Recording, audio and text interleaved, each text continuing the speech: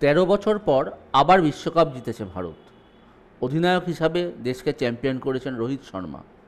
Trophy জিতে রোহিত জানিয়ে দিলেন এই জয় ৩-৪ বছরের পরিশ্রমের ফসল।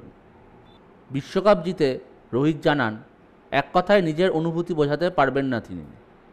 ভারত অধিনায়ক বলেন, গত ৩-৪ বছর ধরে যে পরিস্থিতির মধ্যে দিয়ে গেছি তা এক কথায় বলে বোঝাতে পারবো না। সত্যি বলতে দলের প্রত্যেক প্লেয়ার প্রচুর পরিশ্রম করেছে, তাই এই জয় একটা দিনের নয়, ৩-৪ বছরের জয়। গত ৩-৪ বছরে যা পরিশ্রম করেছি তারই ফল পেলাম। এর আগেও কঠিন পরিস্থিতিতে পড়তে হয়েছে ভারতকে, বেশিরভাগ ক্ষেত্রে হতাশা সঙ্গী হয়েছে, কিন্তু দেওয়ালে পিঠ থেকে গেলে তারা কী বা করতে পারেন তা এই ম্যাচে দেখিয়ে দিয়েছেন বলে জানিয়েছেন রোহিত।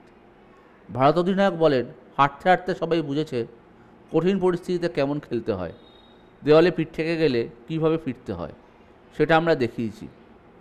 যখন খেলা দক্ষিণ আফ্রিকার হাতে ছিল তখনও আমরা একটা দল হিসাবে খেলেছি। আমরা জিততে চেয়েছিলাম, এরকম একটা প্রতিযোগিতা জিততে চেয়েছিলাম। দলের সবাইকে নিয়ে আমি গর্বিত। চলতি প্রতিযোগিতার ফাইনালে আগে পর্যন্ত চুপ করেছিল বিরাট কোহলির ব্যাট, কিন্তু ফাইনালে নিজের সেরা খেলা খেলেছেন তিনি। বিরাটের ৭৫ রানের ইনিংসে ভর করে ১৭৬ রান করে ভারত। বিরাটকে দিয়ে দলের কারো মনে কোনো সন্দেহ ছিল না বলে জানিয়েছেন রোহিত। তিনি বলেন, কেউ বিরাটের ফর্ম নিয়ে সন্দেহ করেননি। আমরা জানতাম ও কী মানের ক্রিকেটার।